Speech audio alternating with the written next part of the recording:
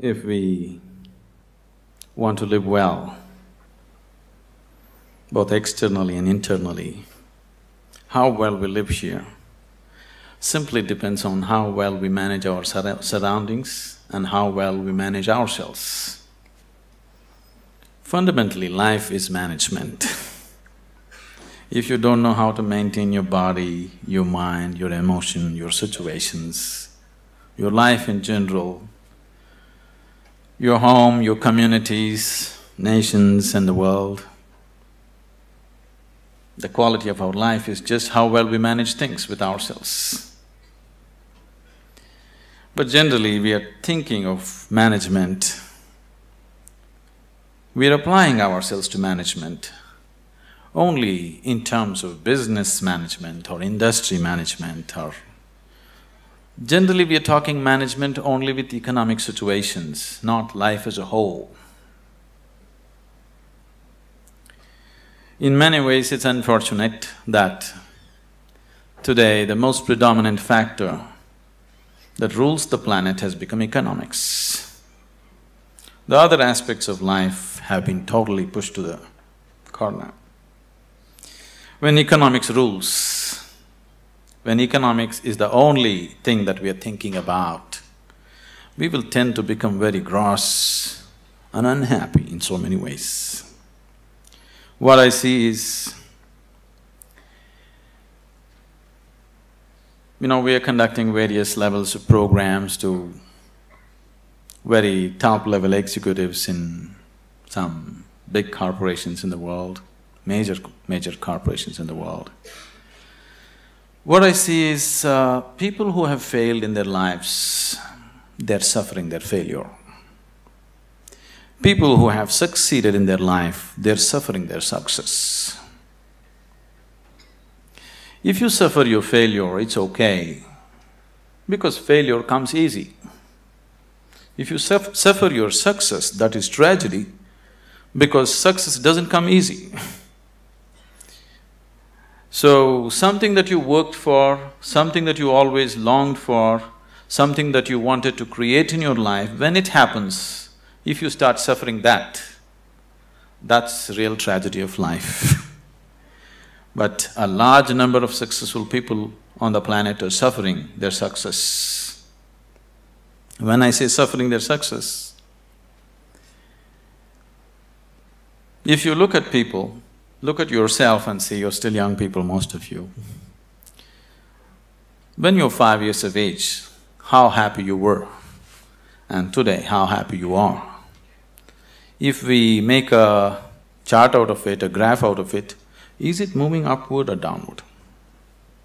In 24 hours' time, how many moments are you really happy? If you look at this, is it going up or down?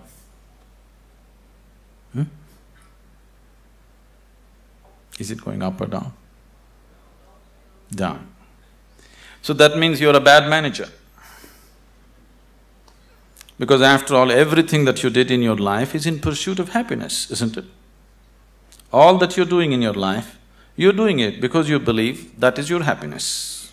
You educate yourself, you pursue careers, you build families, you run after your ambitions. So many things you do because somewhere you believe fulfilling those things will bring you happiness. After doing all that, if happiness is not multiplying, it is going down, that means you are a bad manager of yourself. Anybody who does not know how to manage his own body, his own mind, his own emotion and his energies, if he is managing outside situations, he is only managing them by accident, not by intent, the way he wants it. Because if you do not know how to manage your mind, how to manage your energies, how to manage your interiority, managing the outside is bound to be accidental. When you manage situations by accident, you exist as an accident. When you exist as an accident, you are a potential calamity. When you exist as a potential calamity, being anxious all the time becomes a natural part of life. Anywhere you go today, people are talking stress management. Especially a few years ago when I first went to United States, wherever I go, people were talking stress management. I could not understand why anybody wants to manage his stress. I can understand you want to manage your business, your finance, your family, your property, whatever, but why would you want to manage stress? It took me a while to understand these people have come to the conclusion that there is no other way to live. Somehow people have come to the conclusion that if you do things in the world, you're bound to be stressful. One is not stressful because of what they're doing. One is stressful because he's a bad manager of himself. He doesn't know how to manage his own systems. That is why he's stressful.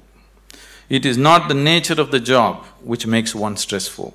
You ask a chaparasi, he is also stressful. You ask the top executive, he is also stressful. Everybody believes their job is stressful. No job is stressful.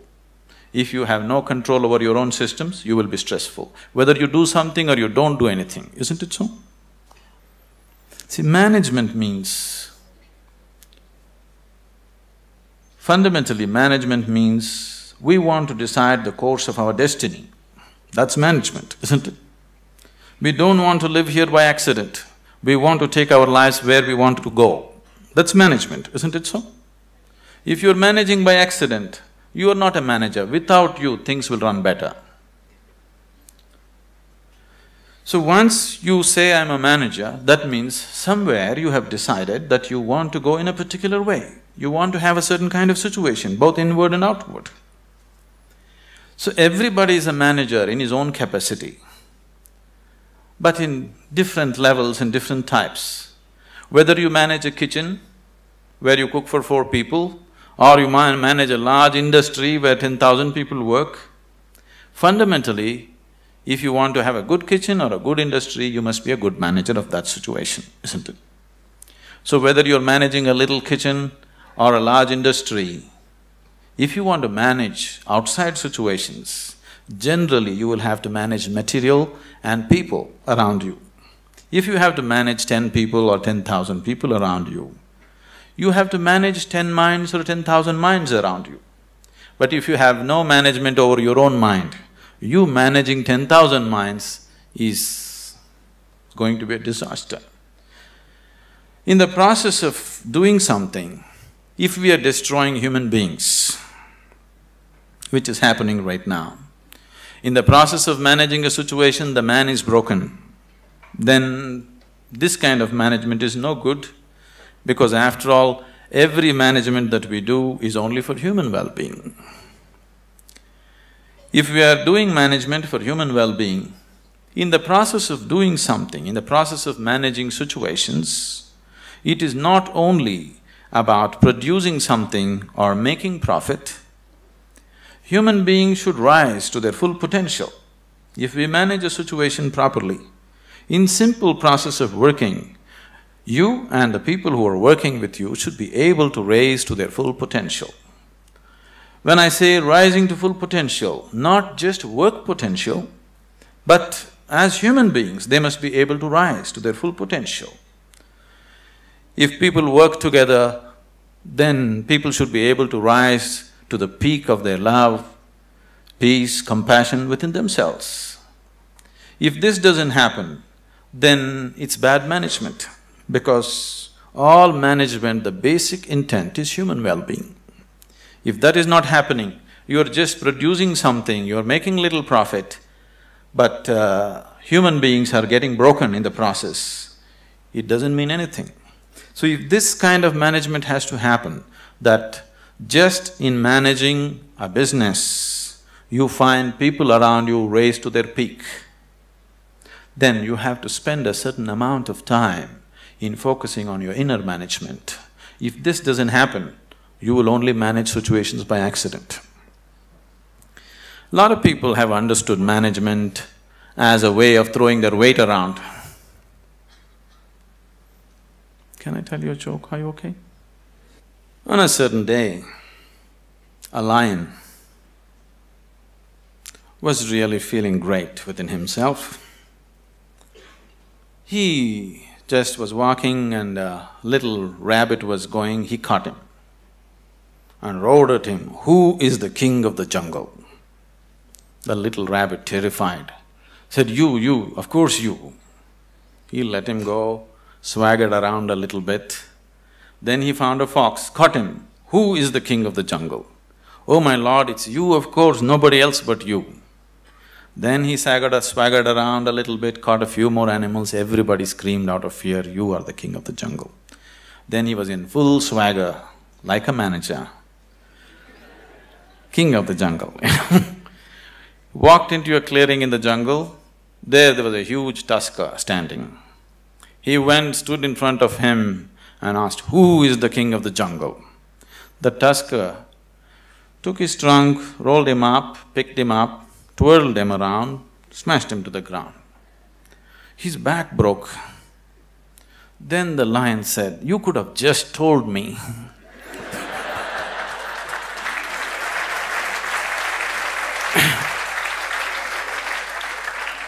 But the tusker said, "You see, I had to make my point." So, lot of people generally are thinking management means just throwing their weight around. Throwing your weight around is not management, any fool can do that. If you manage a situation, not just things happening there, people should feel elevated just being in that space. Otherwise, it is not management.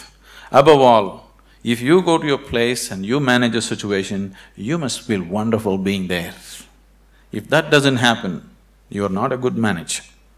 So if this has to happen, you need an inner dimension. When I say inner dimension, what is inner dimension? When I say inner, I'm not just talking about the body or the mind, because both this body and mind you gathered from outside in certain ways, isn't it? For example, this physical body, when you were a child, this body was only this much. Now it's become this much. How did this happen? How did this happen? That's a question. How did this happen? You grew up, how did it happen, I'm asking?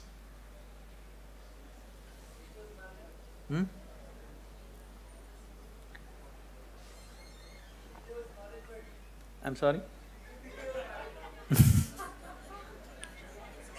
How did it happen? How did all this body happen? Food that you ate, isn't it? What you call as my body is actually a heap of food that you gathered. What you call as food is just a piece of earth that you convert it into food and make it into body, isn't it? So this body is just a heap of food that you gathered over a period of time. What you call as my mind is a heap of impressions that you gathered from outside. Now you have a heap of food and a heap of impressions. If this much gathering has to happen, something more than this must exist, isn't it? If you are capable of gathering such a large body and so much mind, there must be something more fundamental than this. But that never comes into your experience. You're just lost in these two heaps, trying to make some sense out of it. Now, as there is a science, as there is a management science for external well-being, there is a management for science for inner well-being. It is just that most of the time we have not approached it scientifically, we're just believing by doing something somehow everything will be okay. Right now, people are thinking by educating themselves they will live happily ever after, which you will discover after some time it's not so. By getting a job, they think they're going to be happy ever after, which you will discover it is not so.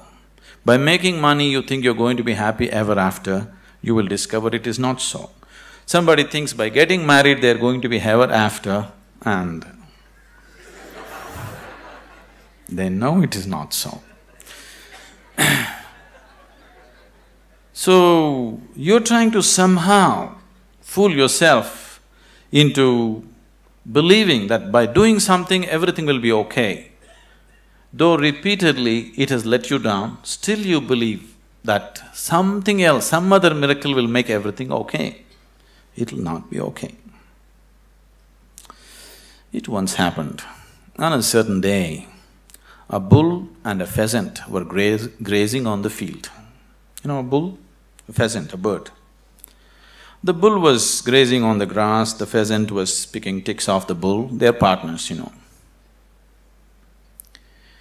Then the pheasant looked at a huge tree which was at the edge of the field and very nostalgically said, "Alas, there was a time when I could fly to the topmost branch of the tree, but today I do not have the strength even to fly to the first branch of the tree." The bull very nonchalantly said, "That's no problem. Eat a little bit of my dung every day. You will see, within a fortnight's time you will reach the top of the tree." The pheasant said, "Oh, come off it. How is that possible?" The bull said, "Really, please try and see. The whole humanity is on it. You could try too." Very hesitantly, the pheasant started pecking at the dung, and lo, on the very first day it reached the first branch of the tree. In a fortnight's time, it reached the topmost branch of the tree. It just went and sat on the topmost branch and just looking at the scenery, enjoying it. The old farmer saw a fat old pheasant on the top of the tree. He took out his shotgun and shot him off the tree. So the moral of the story is, even bullshit can get you to the top, but never lets you stay there.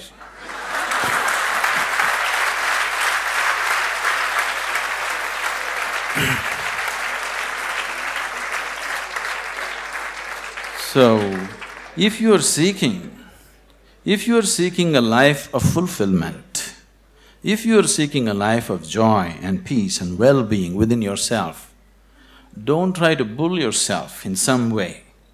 You must do the right thing, otherwise it won't work. Now that you are managers or to be managers, probably, definitely I hope they have taught you that unless you do the right thing, it doesn't work with outside. The same goes with the inside, unless you do the right thing, it just doesn't work. You may just bull yourself to believe that this will make me all right, that will make me all right. Yes, for a moment, but the next moment you crash. Please see, successful people, unsuccessful people, just look at their lives and see in 24 hours, how many moments are they really joyful? How many? You go on the street and see how many joyful faces do you see on the street? Very, very few, isn't it so? Yes? If you see any, usually they are young faces. Over 30 faces are all long faces. What's happened to them? For most of them, their lives have worked out far better than they ever imagined. If you look at yourself as a generation, never before another generation of people have been this comfortable and this well physically as you are right now, isn't it? Isn't it so? We are the most comfortable generation. No other generation has known these kind of comforts and conveniences. But still, are we any happier than what people were?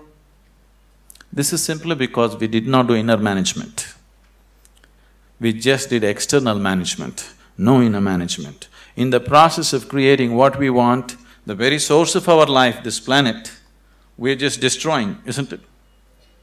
In pursuit of our happiness, we are just making a bonfire out of this planet, but still we are not satisfied, nor are we any more joyful than what we were 500 years ago as people were, isn't it? So somewhere we have neglected the interiority. So to turn inward, what is needed? One reason why most young people here have never made any effort to turn inward is because today, any thinking person, the moment he can read ABC, speak English and he has extra alphabets next to his name, he develops an allergy towards anything spiritual. This is not your fault.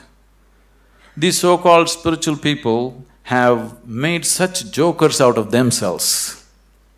They have presented spirituality in such terrible ways, ridiculous ways, that anybody who has any sense doesn't want to go anywhere near it.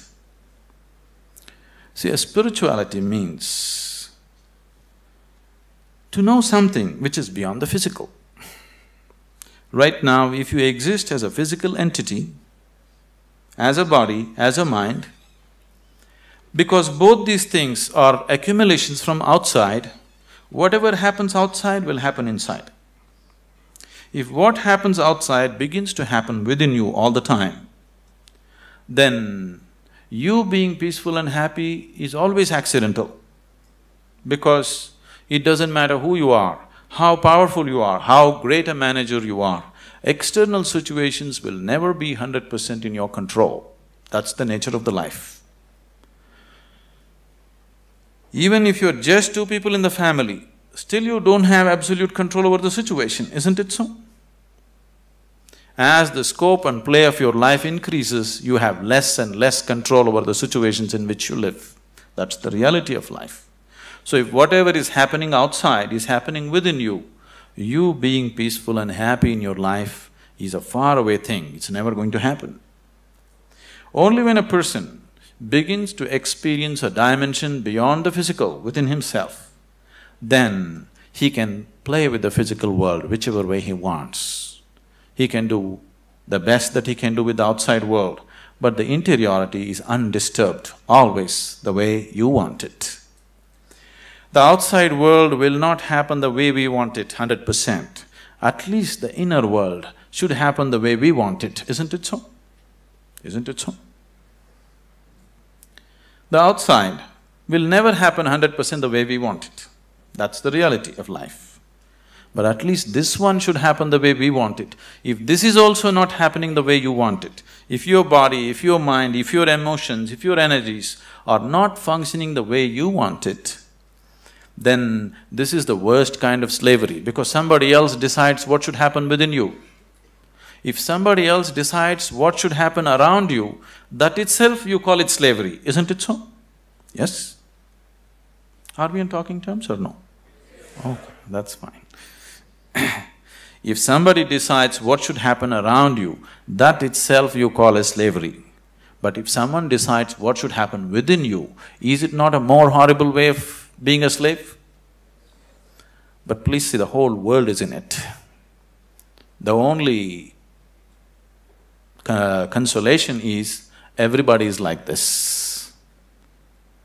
Now that you're learning management as a science, I would like you to understand there is a whole science of inner management. If you don't learn that, you may manage businesses, you may manage industry, but still you will not live a life of fulfillment and well-being. If you want to live a life of fulfillment and well-being and offer the same to people around you, it's extremely important you know what it means to manage your interiority.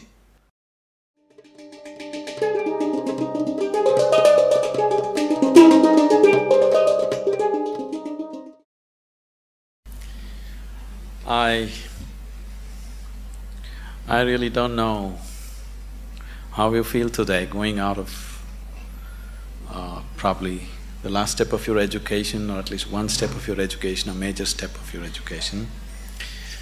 Because when I studied in the university, I did not go to my convocation.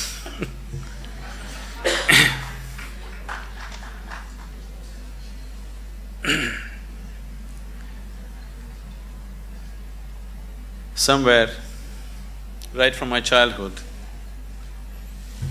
Are you okay for a story? Right from my childhood, the education that I received, though they sent me to the best possible schools around, it didn't mean anything to me, because my sense of listening and looking at people was such. When the teachers were talking whatever, chemistry, biology or mathematics, one thing I could clearly see was whatever they were saying didn't mean a damn thing to them. And I was not willing to listen to anything from somebody who is talking something which doesn't mean anything to him. So, I always looked at the teacher. If he put his heart into it, I'm willing to be there. Otherwise, I'm out. Because somewhere I have so many things on my agenda for the day. 24 hours are packed with too many things. I'm not willing to spend an hour or even 5 minutes listening to someone who is talking something which doesn't mean anything to him. Even if he's talking nonsense, it doesn't matter. If it means something to him, I'm willing to listen to it. But if he's talking great things which don't mean anything to him, I'm not willing to listen to him. So as a part of this, I spent… Your education is over, so I can talk. I spent almost 90% of my college hours outside, only 10% inside. Only when I saw somebody who is talking something with passion, I'm there. Otherwise, I'm just out. Now, this education, I'm repeatedly telling Dr. Majumdar and a few other people around here, I'm happy to see somebody's talking with some passion about what they're doing. Somebody, it doesn't matter what they're doing is right, wrong, okay, perfect or not. But someone has put his heart into it, it's okay, because human lives becomes beautiful not because we do the right things. Human lives become beautiful because we put our heart into what we're doing. It doesn't matter what we're doing, whether we're sweeping the floor or managing the country or what we're doing, if we are putting our heart into what we're doing, it's beautiful to be doing that activity. So I think it's a fortune that I've just seen a few people, I hope everybody here is putting their hearts into what they're doing and living in an atmosphere where people are passionate about what they're doing itself is highly enriching. Now that you're stepping into the world, not that you don't know, but anyway, now you're stepping into the world in a different dimension than the way you have been till now. Once you step into the world, there's going to be a lot of filth. There is corruption, there is nonsense, there is so many things happening everywhere. There are some set of people, a certain set of people, who will develop an allergy for this filth. They can't stand it. They usually run to the Himalayas because they're allergic to filth, they can't take it. They want everything pure. But such a thing will not happen because the filth of the world has one way or the other has entered our minds. Whether we empower that filth or not is all the option that we have. But we cannot avoid filth, it is there. All the nonsense that can happen in the world, you know in your head, isn't it? So one set of people develop allergy and try to run away, which they can never do, really. Another set of people, a large segment of people, unfortunately, have come to their own kind of philosophies. Anyway, world is full of filth, let me also become filth. So they have joined that, they have merged into the filth. What we call as filth can also be great manure, you know. Indian spirituality has always used lotus as a symbolism. A lotus flower has always been the main symbolism for Indian spirituality. Why a lotus flower is? A lotus flower grows best where the filth is thick. This filth which is stinking, which you can't bear, has transformed itself into a fragrant, beautiful flower. This option also is with us every moment of our life. If the atmospheres that we live in make us… we cannot call ourselves managers. If we make the atmospheres that we live in, only then we can call ourselves managers. Being a manager means that we are going to create whatever we see as the most beautiful thing to happen right now. Allowing situations to create you is not management at all.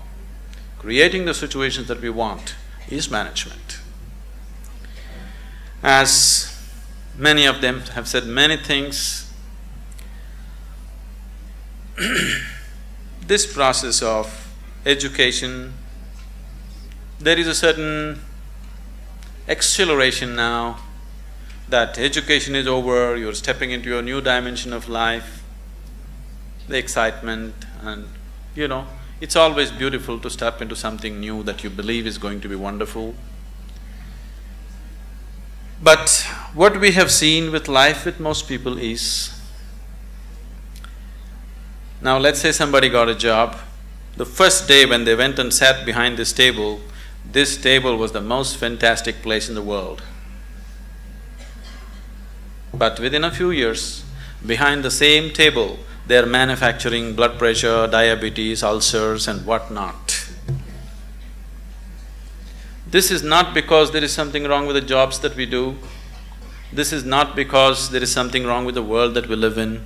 It is simply because we have not paid sufficient attention to ourselves. We have paid too much attention to what is outside. To succeed in the world, people are always thinking, great aspirations will make you successful. Aspiration is just an initial starting point. Just because you aspire for success, just because you aspire for prosperity, just because you aspire for well-being, it doesn't happen. Success, prosperity, well-being happens because you have made yourself capable of creating those things. Everybody aspires. Who is not aspiring for success in the world? Everybody is aspiring. Even a beggar on the street is trying to be a successful beggar, isn't it so? Every human being is aspiring for it, but only those who have made themselves capable will succeed. Making yourself capable not only in terms of management skills and other things, but that is needed too, but making yourself capable as a human being to go through situations untouched, to be like a lotus flower, even if you're in the filthiest of situations, to maintain your beauty and fragrance. If one has this, he will float through this life untouched. If one doesn't have it, life will eat him up in so many ways.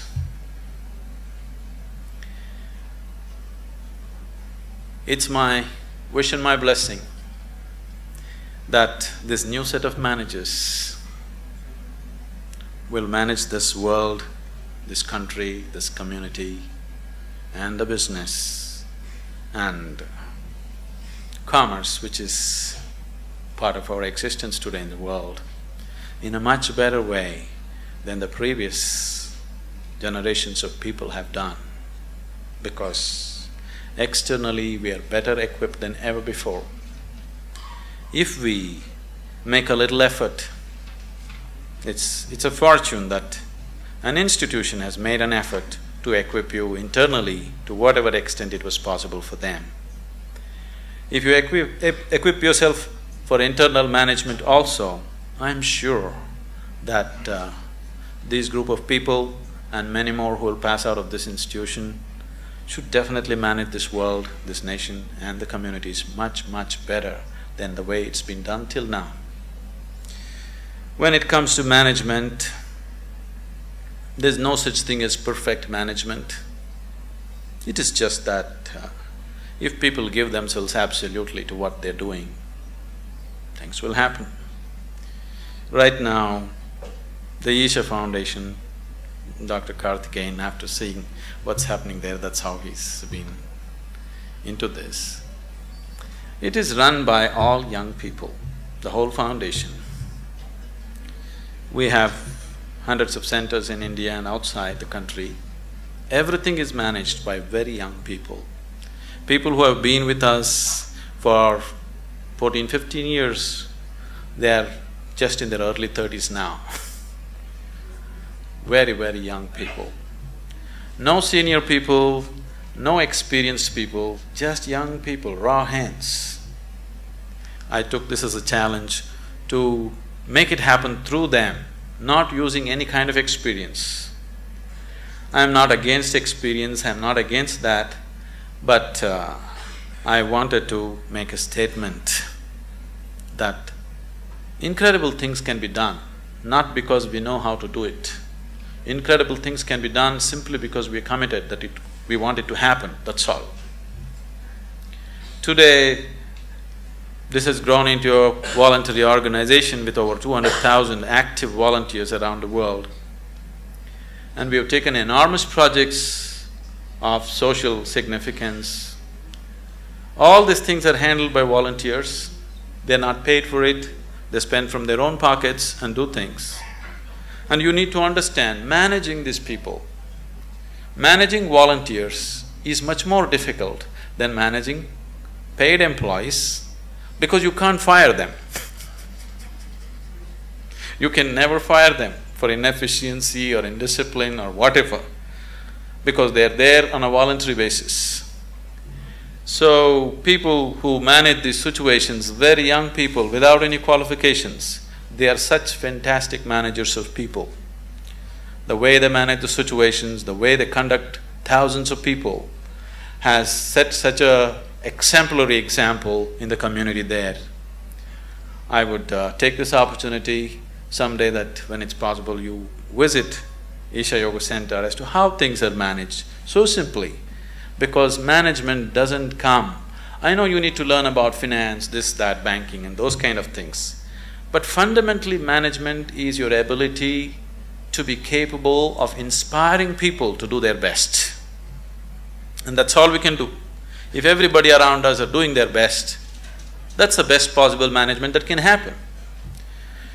So this is not going to come with manipulation, this is only going to come with dedication, this is only going to come with love, this is only going to come because you are willing to give yourself 100% to the person who is next to you at that moment.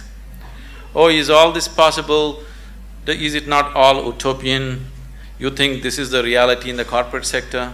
I'm telling you, we are working in the prisons, we are working in rural areas, we are working with major corporations in the world. It doesn't matter what kind of person you meet. If you just learn to touch the core of his humanity, then you see every human being is willing to do his best for you, always. If you just learn how to touch the very core of a human being who is around you right now, you will see everybody is willing to lay their lives down for you. Only if people around you love you and they want to do the best for you, you will not get ulcers doing management. If people around you are trying to pull you down, you will anyway get ulcers trying to manage situations. Isn't it so? If you do not create the people who truly love us and wanting to give their best, then management is going to be a pain.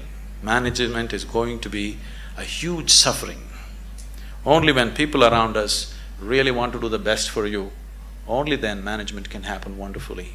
It's my wish and my blessing that all of you turn out as truly great managers of yourself and the world around you.